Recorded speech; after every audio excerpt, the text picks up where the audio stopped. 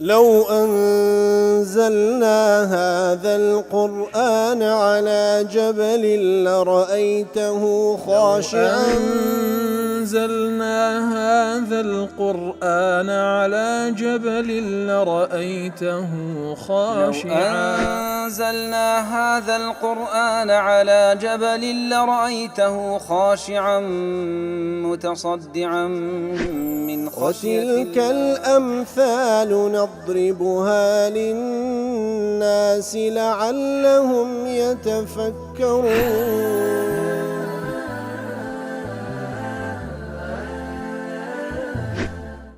الحمد لله والصلاة والسلام على رسول الله وعلى آله وصحبه ومن والاه. السلام عليكم ورحمة الله.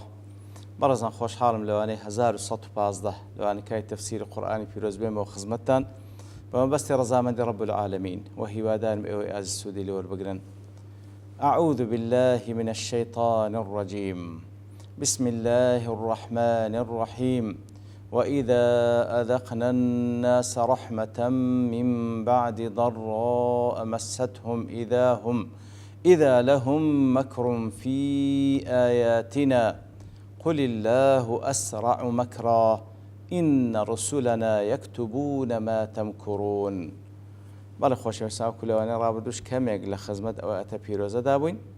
رب العالمین دەفەرمێ إذا أذقنا الناس رحمة من بعد ضراء مستهم. ئەگەر کاتێکەوە خەڵکی ضەڕا و ناخۆشیەکیان توش دێ مەستهم ئەی خالەتەتهم حتى أحسوا بسوء أثرها فيهم. کەواتە ضەڕا و ناخۆشیەکیان توش دێ ئێشەکەیان پێدەگا لە دوای ئەو ئێش و ناخۆشیە ڕەحمەتێکیان بنێنە سەری. ئەو جاوەکو با بڵێن لە تەفسیر قاسمی دەفەرمی یاخود لە تەفسیر محەڕەر دەفەرمی ضەڕا ئەی مەڕەضەن وەضەڕەن، کەواتە ئەگەر نەخۆشی و ناخۆشیەکیان بێتە سەرێ و هەروەها سوء الحال والفقر والقحط والضر خلاف النفع. کەواتە ضڕ عەکسی نەفع و خۆشیە، کەواتە فەقیری نەبوونی نەخۆشی ئەوانە هەموو پێگوترێ ضڕ. کەواتە ئەگەر ئەو حاڵەتە ناخۆشییان بەسەردا بێ و بیانگاتێ و هەستی پێ بکەن لە دوای ئەو حاڵەتە ئەو جا خۆشییان بەسەردا بین، ڕەحمەتیان بەسەردا بین. وەکو لە تەفسیر سعد دەڵێ کەالصحة بعد المرض، لە دوای نەخۆشی سیحەت خۆشیان پێبەخشین، لە دوای فەقیری دەوڵەمەندیان بکەین، لە دوای خەوف و نائارامی ئەمن و ئەمانیان پێ ببەخشین. لەو حاڵەتە کاتێکەوە کە لە دوای ناخۆشی خۆشیان پێ بەخشین نەسوا ما ئەصابهم من الضراء، وەکو لە تەفسیر سعد دەڵێ ئەو ناخۆشیە کە بەسەریان هاتێ هەر لە بیری دەکەن وەلەم یەشکروا الله على الرخاء والرحمة، لە جیاتی ئەوەی کەوا شکرانە بژێری خوای گەورە بکەن کەوا ناخۆشی و نەخۆشی لە سەریان لادا. بل استمروا في طغيانهم ومكرهم، بەڵکو بەردەوام دەبن لە سەرپێچی خۆیان و لە پیلانجیێڕیان دژی دینی خوای گەورە. لێوێ دەفەرمی لەو حاڵەتێکەوە کە ناخۆشیمان لەسەر لادان و ڕەحمەتمان پێبەخشین ئەوان لە جیاتی و شکرانە بژێری چ دەکەن؟ إذا لهم مكر في آياتنا، وەکو لە تەفسیری قاسمی دەڵێ أي يتبين مكرهم ويظهر كامن شركهم. لەو حاڵەتەی مەکر و پیلانیان بە دیار دەکەوی و ئەو شرکەی کەوا ئەگەر شاردە بیشیانەوە بە دیاری دێخن. فهم في وقت الضراء في الإقبال عليه تعالى لكشفها. لە وەقتی ناخۆشی لە کاتی تنگانە ڕوو لە خوای گەورە دەکەن تاوەکو ئەو ناخۆشیان لەسەر لابدا. كالمخادع الذي يظهر خلاف ما يبطن، وەکو کەسێک کەوا فێڵباز بی خلافی ئەوەی لە ناو دڵیتی ظاهرە نیشان دەکەواتە لە کاتی تنگانە وا نیشاندەن تەنها ئەوانە خواپەرستن و موحیدن لە خوا دەپاڕێنەوە، بەڵام لەوەشیان هەر بە فێڵ وا بە دیار دێخن، ئەگەرنا ئەوان لە کاتی کە خۆش دێت سەریان ئەو جا دیسان دەست بە پیلانجیێڕی دەکەن بەرامبەر بەهاتەکانی خوای گەورە. مەکر وەکو لە تەفسیر محەڕ دەڵێ ئەی ئیستەهزاء وتەکذیب. مەکر واتە بەگاڵتەزانین و بەدرۆزانین. والمەکر صرف الغير عما يقصده بحيلة. مەکر چییە؟ واتە کەسێک کەوا لە شتێک لا بدەیت کە ئەو مەبەستیتی بە حیلەیەک بە فێڵێک بتەوێ ئەو کەسێکەوە بەرامبەر بە شتێک دەڕوە لای بدەی لە قەزدەکەی خۆی. فسمى استهزاءهم وتكذيبهم مكرا. الله تعالى استهزاء بدروزاني نيوان بمكر بيلان بازدكا لاحتيالهم لدفع آيات الله بكل سبيل. لبرسي ناوي لا بدروزاني نيوان مكر لبري اوان همو هوليك دن همو حيليك دقر نبر لو يكوا آتكان الله تعالى رد بكنوا بهمو وسيليك. وأصل مكر يدل على احتيال وخداع.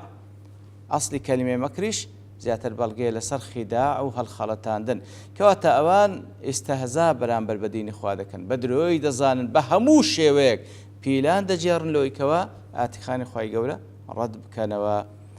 لتفسير سعد الله إذا لهم مكر في آياتنا أي يسعون بالباطل ليبطلوا به الحق. هول ددن بو باطل خوان أو حقي خواهي قولة رد بكنوا. إمام رازي دله وإذا ذقنا الناس رحمة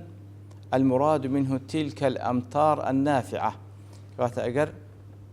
باراني برحمة بنيرين لبو خلشي من بعد ضراء مستهم المراد منه ذلك القحط الشديد. كواتا لدواء وكوا نبونية تندي عند السري وش كصالش تندي السري كاتك وخيجو برحمة خوي باراني رحمة يعني لو دباريني قال مقابل دا إذا لهم مكر في آياتنا المراد منه إضافتهم تلك المنافع الجليلة إلى الأنواء والكواكب أو إلى الأصنام. كواتا أوان كاتكوا لدواي نبونية شي زور وشكا صالية شي زور باران رحمتيان لبو دباريني أوان لزياتي ويكوا شكران بجيري الله تعالى بكن دلين أو بارانا شي هنايتي أو أستيرانه وفلانة أستيره وفلانة أستيره هنايتي ينبتوا صنمكان مان أو كاري لبو كردين. وذهب آخرون إلى أنها آيات القرآن الكريم. عندش لمفسرين ديك وكباس ماكر طالين إذا لهم مكر في آياتنا أوان آتكاني الله تعالى آتكاني قرآن بيروز دانو بدرو بزانن. لو أنا واحد ابن عاشور وادلين رازي دلي معنى سمى تكذيبهم بآيات الله مكرا. تأكيد دكاتو دلي إمام رازي دلي إذا لهم مكر في آياتنا وآتكاني الله تعالى بدرو دزان إثر خواهي قولوا بدرو زانيني أوان لبو آتكان خواهي قولوا ناوي لنا مكر بيلان لبرسي لأن المكر عبارة عن صرف الشيء عن وجهه الظاهر بطريق الحيلة. مكرتية شتيك كوا روا ظاهركي يعني برو شتيك جيقاك دروا أتو بيقوري وتحويلي بكل ولايات شديكا بحيليك بفيلك. وهؤلاء يحتالون لدفع آيات الله بكل ما يقدرون عليه. إثر كافركان جلو يا خواهي قولا ناوي لبدروزاني نيوان برامبر بات كان خواهي قول ناوي لنا مكر لبروي أوان بهموش شويك هولي خواهي ددن دفع آتكان خواهي قولا بكانوا بهموش شويك من إلقاء الشبهة ويكا شبهة وقمانك فردا أو تخليط في مناظرة يعني لمناظريك ولا روبا ومناقشيك تيكلو بيكاليك نشاندن يترأوان بهمو حيلو بهمو وسيليك هاول دن دفع آتكان خواهي قرب كانوا ليه خواهي قرب كانوا بيلانيان هي بران بربا آتكاني إيما. أبي السعود دلي فيه إسناد المساس إلى الضراء بعد إسناد الإذاقة إلى ضمير الجلالة. تمشاك آتكا وإذا ذقنا الناس رحمة من بعد ضراء مستهم أو ضراء دفرمي ضراء ناخوشك توشيان هاتية إيما خواهي دفرمي إيما رحمتك بسر أوان دابريجين لدواي ضراء ناخوشك بسر ينهاتية دفرمي هذا من الآداب القرآنية أو شيء لا آداب القرآن كان كخواهي دفرمي فيرمان بكا وكو إذا مرضت فهو يشفين لسورة الشعراء. نخوشي والشفاء هدوش بقدر إخوة بلام شفاك ددريت بال الله تعالى نوق نخوشك أجر سي نخوشك جدا الله تعالى بلام أو أدبي شي بنداتي أخوي يقول فيرمان كوكو بنديك برامر بخوي يقوله شتك كواظاهرين خوش بنادريت بال الله تعالى هرسنده بقدر إخوة أجر سي فكريش اللي بكو هر عيني بخير بندته أو دبيتن بەڵام ظاهرەن وەکو نەخۆشەکە نادرێت پاڵ الله تعالى ئەگەرچ بە قەدەری ئەویشە بەڵام شیفایەکە بە ظاهری دێتە پاڵ الله تعالى ئەو شێکە لە ئادابەکان کە خوای گەورە لە خلال ئاەتان فێرمان دەکات. بقاعدة دەڵێ لما كانت جملة وإذا أذقنا الناس رحمة بعد ضراء مستهم إذا لهم مكر في آياتنا دفرمي دالة على إسراع الكافرين بالمكر من 3 أوجه. إذا لهم مكر في آياتنا واتا مكر بيلان يعني برامبر بآت كان خواهي قولا لو مكر بيلانشيان زور خيران دفرمي بسي بلغة خواهي قولا باز لخيرائي مكر بيلاني أو عندك برامبر بآت كان خواهي قولا كم التعبير بالذوق الذي هو أول المخالطة. يكم تفرمي من بعد ضراء مستهم وإذا أذقنا الناس أذقنا لذوق هاتي ذوق أول المخالطة كواتا يكم زار إنسان دلي بيشو اشتكي بخوم دلي تامم كرت كواتا هل سرتاي وإذا أذقنا الناس رحمة هل سرتاي تام كردني رحمة خواهي قور كبيان دقا اشتبتواتي بسريان دا نريجرا تنها تامي دكن يكسر أوان موقفيان أوي كوا بيلان دجان كواتا يكم بلغ لسر أوان زور بخيرا هل دستن ببيلان جيران دجيات كان خواهي قور يكم ببلغي أوي كوا تنها اشتتاميان كرد رحمة خواهي قور نان چيشتيا نان خوارديا يكسر هل دستن بوكارا وهلوها ولفظ من التي يلي الابتداء وإذا ذقنا الناس رحمة من بعد ضراء منكش لبو ابتداء هل سرتاي هاتين رحمتك وإذا كش بيقول إذا فجائي كواتا هرفجأة كتامي رحمة خواهي قوري ذكن لسرتا دا يكسر هل دست ببيلان جيري كأنه قيل أسرعوا جهدهم في المكر كواتا هر سبحان الله لدواي أو نخوشي وناخوشي كبسريان هاتية كاتك الله تعالى رحمتيان بسر دابارين هل سرتادا كوا أصلها شكران بكن هل سرتادا تازوا بسريان هاتية فجأة يكسر دس ببيران جيريدا كان برامبر بعد كان خواهي يقول لمقابل أو خوشي كبسريان داهنا كدوا أصلها شكران بكن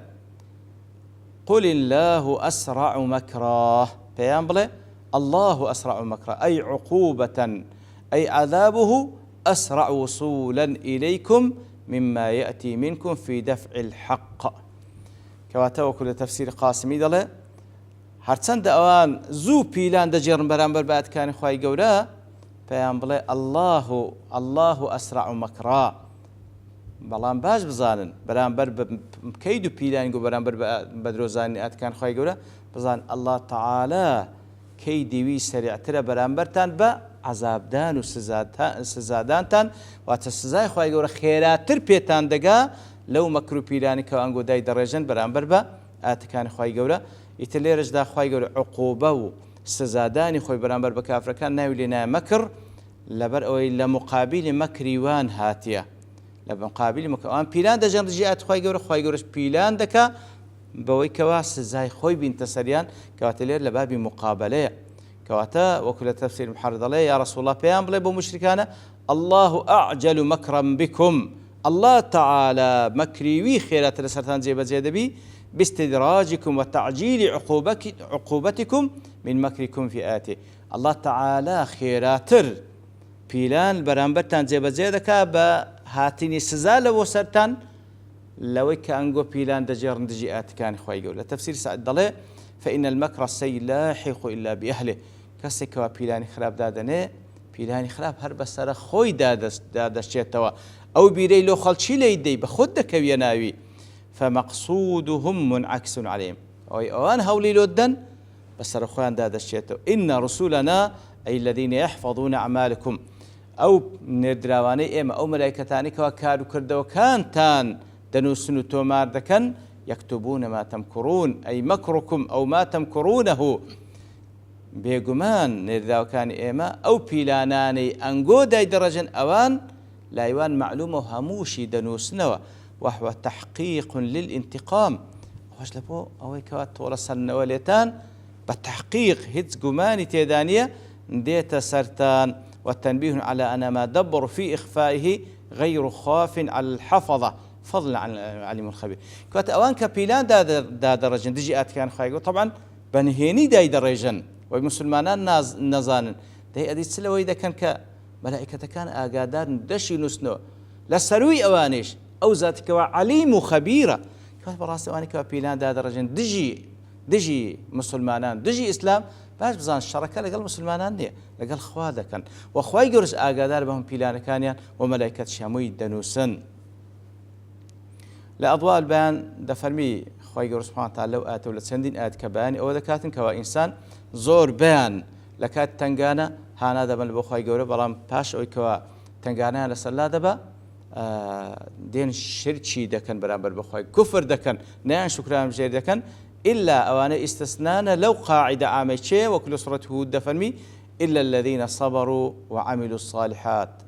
إلا ئەوانەی کەوا صبریان هەیە ئیمانیان هەیە و صبریان هەیە و کردەوەی چاک دەکەن ئەوان ئیستثنانە